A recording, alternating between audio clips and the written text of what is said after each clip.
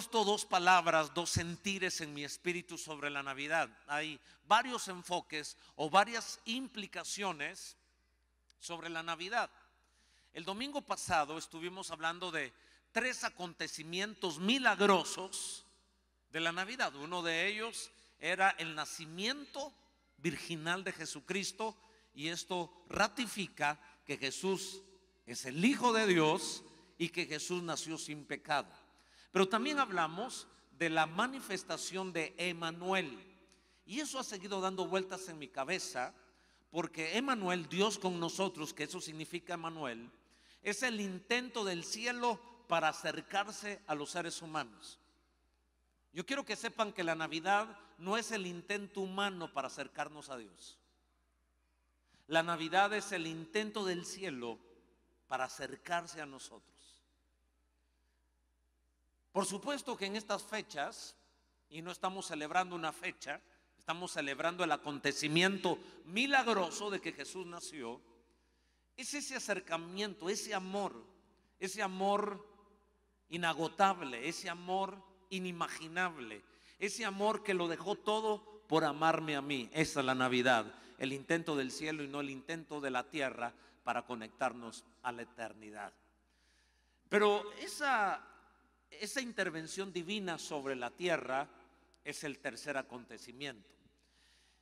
Y pensando en esto, ¿cuál fue el efecto o uno de los efectos de la primera Navidad? Y debe repetirse para siempre. Y esa es la palabra de hoy, el shalom de Dios, la paz de Dios. Yo quiero que usted abrace esa palabra que Dios puso en nuestro espíritu, que es una palabra bíblica. Eso fue lo profetizado, eso fue lo declarado angelicalmente: paz en la tierra. Cuando hubo una pronunciación angelical, cuando hubo una declaración del cielo, se declaró gloria en las alturas, pero en la tierra se proclamó paz.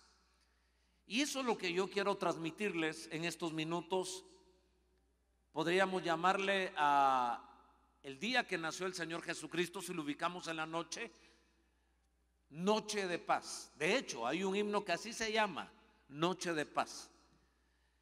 Y si pensamos en la Noche de Paz, tenemos que referirnos a Lucas capítulo 2, versículo 14. En la Biblia Dios habla hoy con signos de admiración, dice: gloria a Dios en las alturas. A ver, anímese conmigo. En la primera Navidad, ¿qué fue lo que se declaró? Gloria a Dios en las alturas. No es una persona, es una voz angelical. El peso de esta expresión, el cielo gritando gloria a Dios en las alturas. Así que la Navidad tiene un impacto en las alturas, tiene una repercusión en la eternidad, pero también en la temporalidad. En esta tierra también hay un efecto. La segunda parte de este verso, en esta versión, siempre en signos de admiración para darle énfasis, dice: paz en la tierra entre los hombres que gozan de su favor. Así que la Navidad pretende impactar las alturas y pretende impactar la tierra. Para las alturas es gloria, para la tierra es paz, pero no para todos, porque a no todos les va igual en la Navidad. Y no me refiero a esta de este 2019, me refiero a la primera Navidad, me refiero a la primera venida de Jesucristo. Hubo gente que vio al niño, pero nunca vio a Dios. Hubo gente que vio a un bebé, pero nunca vio a Emmanuel. Hubo pocos los que gozaron del favor de Dios, como Ana en el templo cuando vio al niño y dijo: esto es lo que mis ojos han deseado. Así que Dios favorece a algunos en la Navidad. Y la manera como los favorece, según este texto que estamos leyendo, es que los llena de paz. Debemos ser nosotros los favorecidos por Dios y recibir paz en nuestro corazón. Pues a eso me mandó Dios, ese es el sentir que tengo en mi corazón y quiero ser obediente a lo que el Espíritu ha puesto en mi vida. Aquí vemos gente de diferentes edades. Mire a su lado derecho o izquierdo, usted va a encontrar gente joven, va a encontrar niños tal vez, o gente madura o gente anciana. Todos nosotros tenemos diferentes desafíos en la vida, espirituales, emocionales, económicos, físicos. Cada uno es un mundo, pero todos necesitamos paz.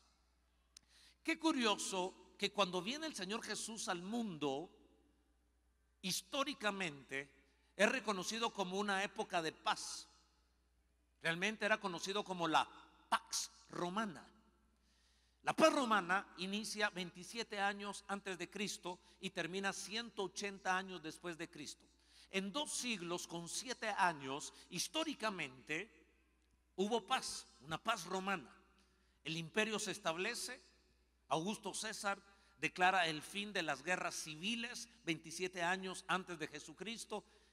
Y qué curioso que en esa época es cuando Jesús decide venir al mundo, cuando había una paz romana que permitió entonces que en todo el imperio hubiera tranquilidad, hubiera prosperidad. Allí vino nuestro Señor Jesucristo. Pensando en la firma de la paz, después de 36 años de conflicto armado en Guatemala entre el ejército y la guerrilla, en el primer año de la presidencia, de la gestión de Álvaro Arzú, que por cierto este año falleció, pero cuando él fue presidente, varias veces fue alcalde, pero cuando él fue presidente en su primer año, el 29 de diciembre de 1996, ya 22 años de esto, vamos a cumplir 22 años este 29 de diciembre, este próximo sábado, se sentó el ejército y la guerrilla a firmar la paz. Yo precisamente tengo aquí el documento, incluso una foto, donde se sentaron a firmar el general de brigada Otto Pérez Molina, que era el actual general de brigada en ese momento cuando Álvaro Arzú era el presidente, y el secretario general del Partido Guatemalteco del Trabajo Comunista, Ricardo Rosales Román. Hace 22 años se firmó la paz, pero ¿tendrá paz Guatemala? ¿Tendrá paz el matrimonio guatemalteco? ¿Tendrá paz la familia guatemalteca? Bueno, ¿tendrá paz nuestro corazón? Así que diferentes tipos de paz. Lo que sí es cierto es que hubo una pronunciación angelical cuando vino Jesús. En la primera venida, en la primera Navidad, se proclamó paz, se proclamó Shalom. ¿Cómo se define la paz? Es un estado de quietud y tranquilidad. Es el antónimo de inquietud, guerra y violencia. Es un estado interior exento de cólera, odio y demás sentimientos negativos. A ver, hagamos una pausa. ¿Cómo están tus sentimientos? ¿Cómo te está yendo en el matrimonio? ¿Cómo nos está yendo con nuestros hijos? ¿Cómo te está yendo con tu novio? ¿Cómo te está yendo con la novia? ¿Cómo te está yendo la vida? A ver, tomemos una pausa en este corre de la vida, de la Navidad, de los regalos, de la comida, incluso de este culto. Porque hemos venido a disfrutar, a pasarla bien, pero a tomarnos unos minutos para pensar con profundidad que necesitamos paz. Y el único que nos puede dar una paz profunda se llama el Señor Jesucristo, y ese es un milagro grande en nuestra vida, y creo que por eso nos hemos acercado a este lugar. Ya nos dimos cuenta que es la comunidad cristiana donde Dios hace milagros. Hay una expresión que para nosotros no es muy habitual, para los judíos sí, porque así es como ellos se saludan. Ellos se saludan con Shalom, Shalom, y se dan un beso y se dicen Shalom. Nosotros decimos bendiciones, Dios te bendiga, ¿cómo estás? Pero hay saludos que tienen implícito dentro de sí una declaración de bendición, y así eran los judíos y siguen siendo así, el famoso Shalom. Y Shalom podría traducirse simplemente como paz, pero no solo incluye paz, sino incluye bienestar. Así que lo proclamado por el ángel cuando dijo paz en la tierra a los hombres que gozan de su favor. Gozar del favor de Dios en una Navidad es que Dios siembre en nuestro espíritu, aún en circunstancias difíciles, un shalom, un bienestar. Y con esa alegría vine esta tarde a compartir con ustedes la palabra. A mí me tocó compartir la palabra. Y en mi oración lo que venía a mi espíritu era shalom. ¿Se imagina que ese espíritu, esa actitud, esa influencia que empujó a los ángeles a gritar y a los pastores, gloria a Dios en las alturas y en la tierra paz a los hombres que gozan de su favor? Que ese Espíritu Santo esté en este púlpito y pueda usar mi boca proféticamente para que Dios nos bendiga a todos los que estemos aquí en medio de la enfermedad, en medio de la pobreza, en medio del conflicto o en medio también de la tranquilidad pero sin sentido. Te bendigo en el nombre de Jesús, que el shalom de Dios sea sobre ti, y no solo por mi declaración, sino porque la Navidad, eso tiene que producir en nuestro corazón paz de Dios. Ese saludo que digo trae bienestar material y espiritual. En San Juan capítulo 14 y versículo 27, esto fue lo que Jesús nos dejó. Esta es nuestra herencia. La paz os dejo, mi paz os doy. Yo no os la doy como el mundo la da. No se turbe vuestro corazón ni tenga miedo. El mundo también nos da paz. Sí, también nos da alegría. Mire, hace poco, no sé cómo contarles esto. A ver, quiero ser sabio, quiero ser prudente.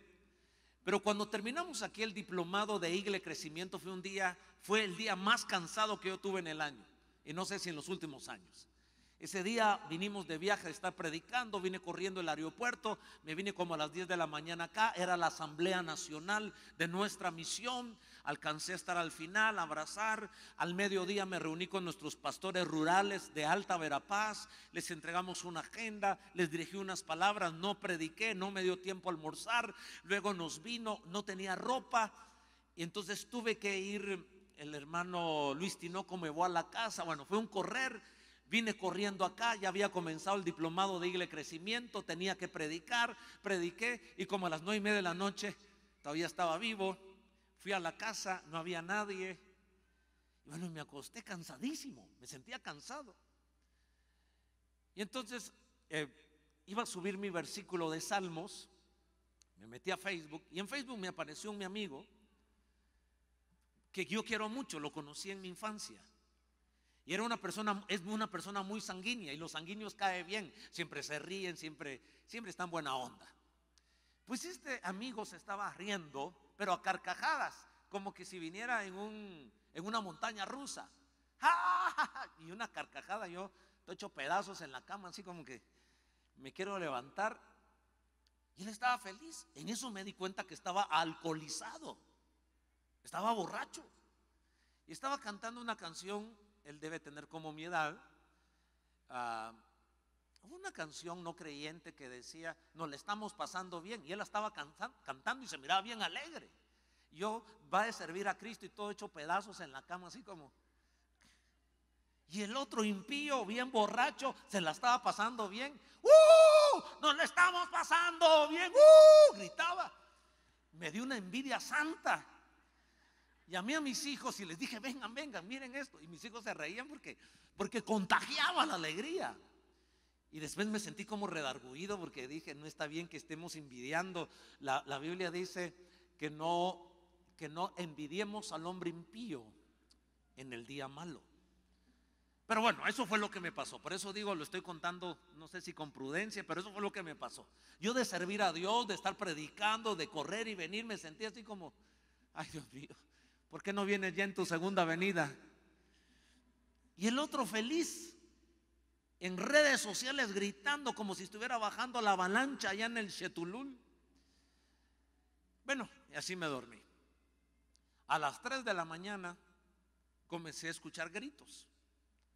Alguien borracho en la cuadra, no era mi amigo que saber dónde vive, y peleándose con alguien más. Entonces vino a mi mente El mundo da alegría. En estas fechas muchos se van a alcoholizar para huir de sus problemas. Esperan esto, expectantes. Vamos a celebrar la Navidad y se van a pegar una emborrachada. ¿Cuánto tiempo le durará la alegría? Entonces me puse a pensar, que estaba borracho en la calle gritando, tanto que Diego salió muy temprano. Le dije: Diego, no agarres tu carro que está afuera, agarra el que está en el carport para que no tengas que tener contacto con esta persona borracha, probablemente sea violento. Yo no quería exponer a Diego, mi hijo, a tener contacto con un borracho muy temprano en la mañana para venir a la iglesia. Pero Diego salió, tomó su carro que estaba en la calle y lo llamé y me dijo: ya llegué a la iglesia. ¿Y no te encontraste al borracho? Sí, me dijo, estaba lleno de sangre de la cara, sangre por todos lados. Entonces me di cuenta, que ya lo sé pues, pero hoy lo vi con más claridad, que el mundo también da paz, que el mundo también da alegría, que la droga también da alegría, que el sexo también da alegría. El mundo da paz, pero dura muy poco. Y cuando esto se esfuma, la cruda, el dolor, la tragedia, la vergüenza es más profunda. Y al otro día pues ya se me había pasado el cansancio. Yo dije: gracias, Señor, ya perdona que envidié al impío borracho. Ahora voy a la iglesia, ya tengo nuevas fuerzas y ahí seguramente me voy a encontrar buenos hermanos en la iglesia que sin necesidad de alcohol estamos contentos de adorar a Dios, no porque no tengamos problemas, sino hay una mentalidad diferente, hay un milagro en nuestro corazón. Y no lo hago solo para entusiasmarlo, estoy hablando de la realidad. A todo el guatemalteco nos sale el sol y se nos oculta el sol. Esta semana leí un reportaje que impactó mucho mi corazón, para mal, para tristeza, para oración por lo menos. Porque estaban hablando de por qué hay tanta inmigración a Estados Unidos. Los estados más pobres de México son los del sur de México, los que colindan con Guatemala. Y Guatemala, Honduras y Salvador, hay mucha fuga para Estados Unidos. Y estaban los índices de pobreza. 66.7 es la tasa de pobreza en Guatemala, el porcentaje de pobladores pobres. Nadie nos gana con tanta pobreza en Guatemala. O sea que solo 33.3 de los guatemaltecos no son pobres. El 22.4 viven en extrema pobreza en nuestra nación. Ahora, dentro de ese 66.7, sin lugar a dudas, hay mucha gente cristiana. Y probablemente en el 22.4 también hay muchas iglesias en lo rural, en nuestras montañas, que están adorando a Dios. ¿Qué es lo que quiero decirles? La felicidad no está tanto en cuánto tenemos y en cuánto no tenemos, sino cómo enfrentamos la vida con lo que tenemos. Les aseguro que hay gente en extrema pobreza o en pobreza, pero que han encontrado en Jesucristo la forma de salir adelante en la vida, sin amargura, sin dolor. Y oramos para que un día Dios los saque de esa pobreza y pueda usar a nuestra iglesia también para ayudar a gente que está en ese proceso. ¿Están conmigo? Lo que quiero compartirles es sobre la paz y estos pensamientos que quiero dejar en su corazón. Jesús prometió: la paz os dejo, mi paz os doy, yo no os la doy como el mundo la da. No se turbe vuestro corazón ni tenga miedo. A ver, ayúdeme. No sé si decirle al que está a su lado o dígase usted mismo: no tengas miedo. La paz que Dios nos dejó de herencia es más poderosa que nuestras circunstancias y que los desafíos de nuestro país. Les propongo la primera idea: supero los aspectos que atentan la paz navideña. Pensemos en cuáles son los enemigos de la paz navideña, de la paz de nuestro corazón. El primer enemigo es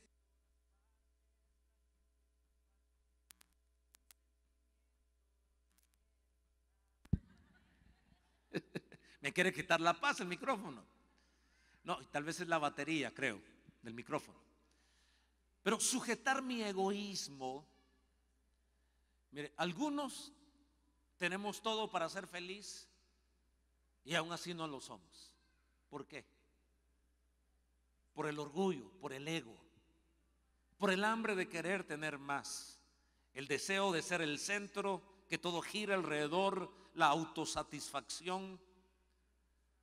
En Mateo capítulo 2 y versículo 3, el gran gobernante Herodes, en la primera Navidad, ¿sabe cómo dice la escritura? Se turbó.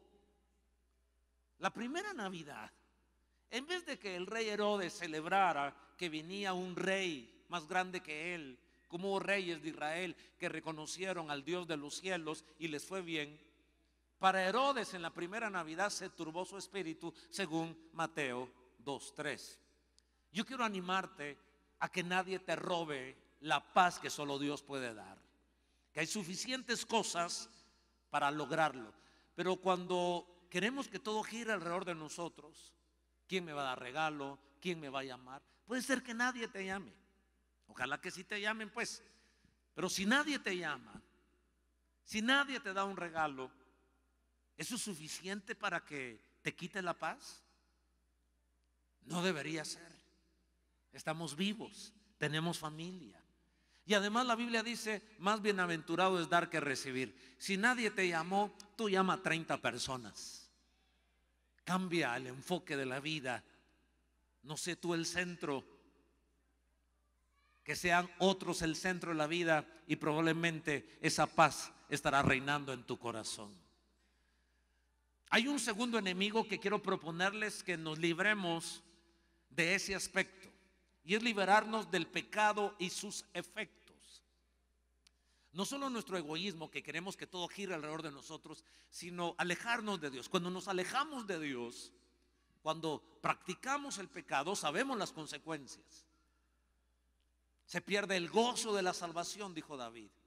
Que Dios nos dé fuerzas, que Dios nos llene de su presencia, y que si estamos siendo acechados por el enemigo en una tentación, recordemos que más poderoso es el que está en nosotros que el que está en el mundo.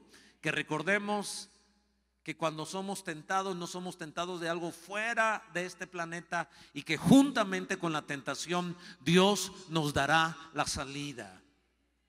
Algunos cristianos, creo que a esta altura ya pasaron la prueba de fuego en los famosos convivios en las empresas, con los amigos, porque fuera de Dios los convivios es borrachera, es inmoralidad e infidelidad. Y nosotros oramos por nuestros jóvenes cristianos, que la Navidad sea cuando más brillen, que la celebren, pero que la celebren con moral, con ética, con la integridad del Señor Jesucristo. Te animo que nadie se robe tu paz. El pecado se roba nuestra paz, la condenación y la acusación también se la roban. La Biblia dice en el Salmo 119, versículo 165, los que aman tu enseñanza gozan de mucha paz, y nada los hace caer. ¿Lo leemos una vez más? Los que aman tu enseñanza gozan de mucha paz, y nada los hace caer. Precisamente el próximo año vamos a amar mucho la enseñanza y la Biblia, y hemos diseñado este diario devocional. No es una agenda, más bien es un diario de lo que Dios nos dice cada día.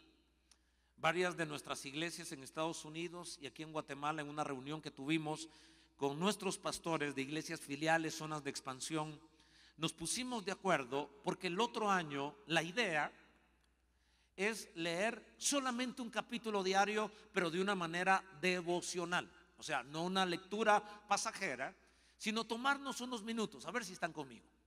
Vamos a comenzar a leer el 1 de enero Mateo capítulo 1. ¿Está bien? ¿Con qué comenzamos el 1 de enero? Con Mateo capítulo 1. Solo un capítulo. El 2 de enero, Mateo 2. El 10 de enero, Mateo 10. El 20 de enero, Mateo 20. Según la fecha, hasta llegar a Mateo capítulo 28, que será el 28 de enero. Como no hay un capítulo 29 en Mateo, pero cuando sea enero 29, entonces seguimos con el libro que le sigue a Mateo, que es Marcos. Marcos capítulo 1, correlativamente leeremos Mateo, luego Marcos, cuando acabemos Marcos, Lucas, Juan, Hechos, todo el Nuevo Testamento. Y cuando terminemos Apocalipsis, a ser por octubre, noviembre. Entonces vamos a leer el libro de Proverbios, que tiene 31 capítulos, y cuando terminemos Proverbios vamos a leer el libro de los Salmos. El 31 de diciembre del año 2019, el último capítulo que leeremos será el Salmo capítulo 74. ¿Qué es lo que tenemos que hacer? Un capítulo todos los días. Hay 365 días, por lo tanto leeremos 365 capítulos. Ahora, no solo es leerlo. Este diario devocional nos plantea la idea de que encontremos una palabra de Dios para nuestro espíritu. Esta palabra de Dios puede ser una promesa de sanidad, una promesa para la familia, una promesa para la vida espiritual, para el ministerio, o puede ser que esa palabra de Dios sea una confrontación, o sea una alerta, o una dirección. Así que cada uno, según la necesidad, cuando leamos vamos a encontrar un versículo, y este diario devocional nos pide que escribamos el versículo donde Dios nos habló. En un lenguaje muy evangélico, nosotros le decimos a una palabra de Dios, le decimos rema. Y rema significa un versículo que nos gustó, donde Dios está hablando a nuestro espíritu. ¿Está bien? Entonces anotamos el versículo en el cual Dios nos habló, solo el número, y luego nos pregunta, el diario cada día nos pregunta, esta es la aplicación sobre el versículo que Dios me habló. Entonces tú ya lo personalizas. Dice, en este versículo yo encuentro promesa para mi matrimonio, encuentro promesa para mi salud, encuentro que Dios está pidiendo que lo busque más en oración, etcétera, etcétera, etcétera. Y en tercer lugar, miren qué interesante, nos va a preguntar nuestro diario todos los días, este diario devocional, a estas personas les compartiré el versículo que Dios me habló. Puede ser a tu compañero de estudios, de trabajo, o a tu pareja en el matrimonio, a tus hijos o a tus padres, o incluso estar pendiente cuando vas en el autobús a alguien o a una persona que todavía no decidiste que le ibas a compartir. La idea entonces es, cuando nosotros tengamos este devocional, poder orar y decirle: Padre, este versículo ministró mi vida. Cruza a alguien en este día al cual yo pueda bendecir, contándole que hay una promesa del cielo para él. ¿No le parece maravilloso esto? Que todos los cristianos podamos, no de una manera religiosa, de una manera tranquila, de una manera amistosa, incluso con un vocabulario no tan bíblico, pero decirle: fíjate que hoy estaba buscando a Dios y Dios puso esto en mi corazón, y de pronto a ti también te puede ayudar. Y ya le dices la promesa, el versículo, le puedes enviar en un WhatsApp, lo puedes subir a redes sociales, pero el punto es que cada día nosotros nos vamos a acercar a la palabra de Dios. Así que damos gracias a Dios por el año 2019, y todo esto sale por el Salmo 119, 165, que dice: los que aman tu enseñanza, y esto es amar la enseñanza, gozan de mucha paz. Yo proclamo paz para esta Navidad en nuestros corazones. Romanos 5:1 dice: justificados pues por la fe tenemos paz para con Dios por medio de nuestro Señor Jesucristo. Así que la Navidad es paz. Aquellos que a Dios les cae bien, paz en la tierra a los hombres que hallan el favor de Dios. No todo el mundo tiene paz, pero aquellos que Dios ama los llena de paz, aun cuando estén pasando momentos difíciles. Esta es la profecía y yo lo creo, por eso celebramos la Navidad. Y estamos diciendo que este segundo enemigo de la paz es el pecado y sus consecuencias, y para ello el antídoto son los versos que hemos leído. Principalmente algo que nos quita la paz es la acusación de Satanás. Cuando Satanás te dice: tú no mereces, tú no necesitas, tú no calificas, a ti Dios no te escucha, bien merecida te tienes esa enfermedad, por eso este año te fue mal. La intimidación del diablo es terrible. Por eso el próximo domingo Dios ha puesto en mi espíritu hablarles de la gracia de Dios.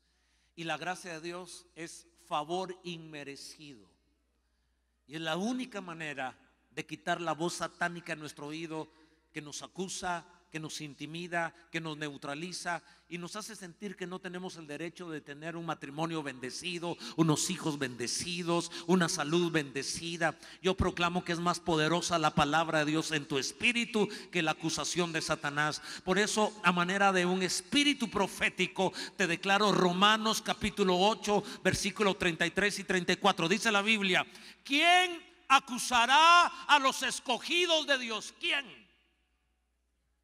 ¿Dios? Dios no, Dios es el que nos declara justos, es el que nos justifica. ¿Quién es el que condenará? Cristo. Cristo no, porque Cristo fue el que murió, más aún el que también resucitó, el que además está a la diestra de Dios, el que también intercede por nosotros. Ahora, si ni Dios, si ni Cristo te condenan, te acusan, no dejes que tus pensamientos, no dejes que la gente te acusa.